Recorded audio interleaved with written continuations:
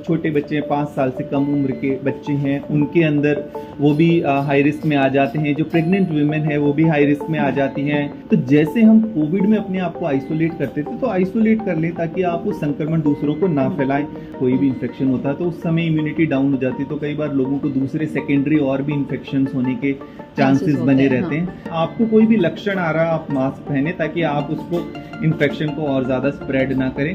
High risk category की जब हम बात करते हैं तो जो हमारे एल्डरली लोग हैं, बुजुर्ग लोग हैं, या जिनको पहले से कोई ना कोई कोमॉर्बिड है, किसी तरह की बीमारियां हैं, डायबिटीज कंट्रोल में नहीं है, कैंसर वाले पेशेंट्स है, ट्रांसप्लांट वाले पेशेंट्स है, इन लोगों को जरूरी है कि एटलीस्ट वो उसको रूल आउट कर लें। क्योंकि आजकल देखते हैं ज्यादातर लोग ओवर द काउंटर मेडिकेशन अपनी शुरू कर देते हैं, एंटीबायोटिक शुरू कर देते हैं, उनका इसमें वायरल में कोई रोल नहीं होता। तो एटलीस्ट वो डिफरेंशिएट कर लें कि वो किसी तरह के वायरल इन्फेक्शन से संक्रमित है कि नहीं। तो इसलिए यहाँ पे जांच करा लेना जरूरी होता है। बेटो काम तो करे को नहीं, 2 पीस संगो और लोन भी है 7 लाख को के गिरे रही तारी बेवा।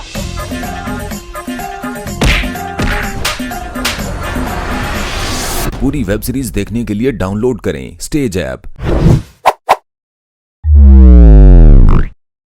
नमस्कार, मैं दिव्या और इस वक्त आप देख रहे हैं झलको दिल्ली। देश की राजधानी दिल्ली में H3N2 वायरस लगातार अपना कहर बरपाता नजर आ रहा है और कहीं ना कहीं अब लोग इससे डरने लगे हैं। आखिरकार ये वायरस किस तरीके से हानिकारक साबित हो रहा है, इसी को जानने के लिए और इस विषय पर खास बातचीत करने के लिए हमारे साथ health expert star imagine path lab के डायरेक्टर डॉक्टर समीर भाटी हमारे साथ मौजूद है। इस पूरे विषय पर उनसे बातचीत करेंगे और जानने की कोशिश करेंगे कि जो H3N2 वायरस लगातार नजर आ रहा है और अब अस्पताल भी लगातार हाई अलर्ट पर आ चुके हैं, ये वायरस किस तरीके से लोगों के बीच में खतरनाक साबित हो रहा है। सर, पहले तो बहुत बहुत शुक्रिया। जी धन्यवाद। सर, पहला और मुख्य सवाल मेरा यही है कि H3N2 वायरस, जिसको इन्फ्लुएंजा वायरस भी कहा जा रहा है, ये आखिरकार है क्या? बिल्कुल, देखिए जैसे हम बात करते हैं, इन्फ्लुएंजा एक का सब टाइप है। हम कोविड से पहले देखते थे, इस सीजन के अंदर या खास तौर पे मॉनसून के बाद ज्यादातर हम देखते थे H1N1 काफी ज्यादा स्प्रेड रहता था, जिसको हम स्वाइन फ्लू भी कहते थे। तो ये उसी इन्फ्लुएंजा ए का सब टाइप है H3N2। फिलहाल हम जनवरी में जब देख रहे थे केसेस जब बढ़ रहे थे फ्लू के, उस समय H1N1 नेगेटिव आ रहा था, लोगों को लक्षण उसी तरह के थे। फिर हमने देखा जब और उसको जांचा तो H3N2 पॉजिटिव आ रहे थे। तो अब फिलहाल इस समय जो सर्कुलेटिंग वायरस है ज्यादा, वो H3N2 है। तो ये इन्फ्लुएंजा ए का ही एक सब टाइप है। जी। अच्छा, दूसरा सवाल यही होगा कि लोगों को कहीं ना कहीं अभी भी डर लग रहा है। कोविड से भी बहुत सारे लोग इसको रिलेट कर रहे हैं कि कहीं कोविड की तरह ही तो नहीं है, क्योंकि कोविड जब आया था तो एक डर लोगों में पैदा हो गया था। तो सर, क्या ये कोविड की तरह है या थोड़ा अलग है? हाँ, देखिए अगर इनमें हम सिमिलैरिटीज देखें तो दोनों ही जो वायरस थे, आपका जो कोविड-19 था, कोविड-19 कोरोना वायरस की वजह से हो रहा था, और जो आपका ये H3N2 है, ये इन्फ्लुएंजा ए का, जैसा मैंने आपको बताया, सब टाइप है। दोनों डिफरेंट तरह के वायरस है, पर अगर हम सिमिलरिटीज देखें दोनों के अंदर, तो दोनों ही रेस्पिरेटरी वायरस है आपके। क्योंकि ये भी आपके अपर रेस्पिरेटरी सिस्टम को अफेक्ट करता है, और कोरोना में हमने देखा कि जो डेल्टा था वो आपके लंग्स को भी इफेक्ट कर रहा था, उसका जो सब वेरिएंट था। दूसरा, दोनों में ट्रांसमिशन एक तरह से होता है, मतलब जो संक्रमण है खास तौर पे कि ड्रॉपलेट इन्फेक्शन, कि खांसने से, छींकने से। तो इसलिए जब हम प्रिकॉशन की बात कर रहे हैं तो वो दोनों में, जो कोविड में हमारे कोविड अप्रोप्रिएट बिहेवियर थे, वही आपके जो भी वायरल इन्फेक्शन है उनमें भी उसी तरह की कोविड अप्रोप्रिएट यहाँ पर बिहेवियर फॉलो करने की जरूरत है। पर फिलहाल जो हम लक्षणों की जिस तरह से बात कर रहे हैं, लक्षणों में इसमें अभी ज्यादातर जो क्लिनिशियन है, फिजिशियन, वो बात कर रहे हैं कि इसमें पेशेंट को लंबे समय तक बुखार भी रह रहा है और खांसी लोगों की 3-3 हफ्ते तक नहीं जा रही है। और दूसरा एक चीज जो भी हम बताएं कि और भी इसमें, जैसे एक तो हम H3N2 की बात कर रहे हैं, पर हम H1N1 भी पॉजिटिव देख रहे हैं, बाकी अभी एडिनो वायरस भी सर्कुलेट हो रहा है। तो ये कई तरह के वायरस है जो अभी सर्कुलेट हो रहे हैं, खाली H3N2 नहीं, बट और भी दूसरी भी तरह के वायरस इन्फेक्शन काफी ज्यादा अभी सर्कुलेट हो रहे हैं। अच्छा सर, अगर जिस तरीके से आप बता रहे हैं कि 3 हफ्ते तक खांसी ठीक नहीं होती, तो शायद ये जो वायरस है वो संक्रमित कर सकता है लोगों को, लेकिन पता कैसे चलेगा कि हाँ बिल्कुल, देखिए क्योंकि इनके लक्षण सेम ही होते हैं, जिसमें आमतौर पे हम अन्य वायरल डिजीज की बात करें या इनफैक्ट कोरोना वायरस में भी जब हम देख रहे थे, डिफरेंशिएट करने के लिए आप टेस्ट करा सकते हैं। इसके लिए भी RT-PCR टेस्ट उपलब्ध है, जैसे हम कोरोना वायरस के लिए करते थे। इसका भी सैंपल लेने का वही तरीका है जो आप नेजोफेरेंजियल ओरोफेरेंजियल सैंपल लेते थे, और जो कोविड में होता था, उस तरह के टेस्ट से आप इसको डिफरेंशिएट कर सकते हैं।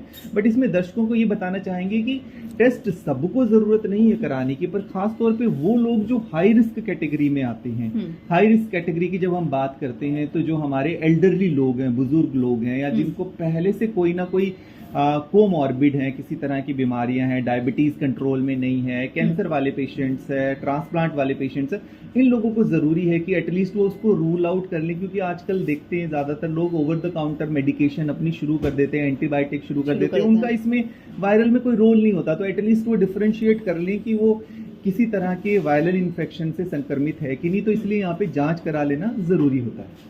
अच्छा सर, बच्चों में भी देखने को मिल रहा है? हाँ बिल्कुल, देखिए जो हाई रिस्क की हम बात करते हैं तो बच्चों में स्पेशली जो छोटे बच्चे हैं, 5 साल से कम उम्र के बच्चे हैं, उनके अंदर वो भी हाई रिस्क में आ जाते हैं। जो प्रेग्नेंट वुमेन है वो भी हाई रिस्क में आ जाती हैं, गर्भवती महिलाएं, और इसके अलावा जो मैंने आपको बताया एल्डरली और जिनका इम्यून सिस्टम पहले से कॉम्प्रोमाइज्ड है, वो हाई रिस्क में आ जाते हैं। तो इसलिए उनको प्रिवेंशन का, जैसा मैंने आपको बताया, कि वो सावधानियां जरूर बरतें। और एक चीज इसमें बहुत जरूरी है ध्यान रखने वाली, कि जब भी आपको कोई लक्षण दिखाई देते हैं, क्योंकि लक्षणों की जैसे हम बात करें कि सर्दी, खांसी, जुकाम, बुखार, इस तरह के लक्षण, और इसके साथ साथ अभी कुछ गैस्ट्रोइंटेस्टाइनल जैसे पेट से संबंधित लक्षण भी हो सकते हैं, वोमिटिंग भी आ सकती है, लूज मोशन भी, इस तरह के लक्षण भी है। ऐसे कोई लक्षण अगर आपको दिखते हैं तो जैसे हम कोविड में अपने आप को आइसोलेट करते थे, तो आइसोलेट कर लें ताकि आप उस संक्रमण दूसरों को ना फैलाएं।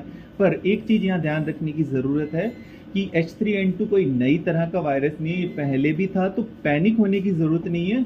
आमतौर पर ये माइल्ड ही रहता है, सिर्फ हाई रिस्क लोगों को ध्यान देने की जरूरत ज्यादा है, सतर्कता बरतने की जरूरत ज्यादा है। सर बात करें वैक्सीन की, तो कोविड में वैक्सीन आने में काफी समय लगा था, लेकिन अभी इस जो वायरस है इसका वैक्सीन उपलब्ध है या क्या कुछ? जी बिल्कुल, देखिए फ्लू की वैक्सीन तो पहले से ही उपलब्ध है, पर जैसे अभी मैं 2 साल की बात करें, क्योंकि इस टाइम कोरोना वायरस ज्यादा सक्रिय था, तो काफी सारे लोगों ने, इवन जो हेल्थ केयर वर्कर्स हैं, उन्होंने भी फ्लू के शॉट्स नहीं लिए हैं। फ्लू की वैक्सीन हर साल अपडेटेड वैक्सीन उपलब्ध होती है।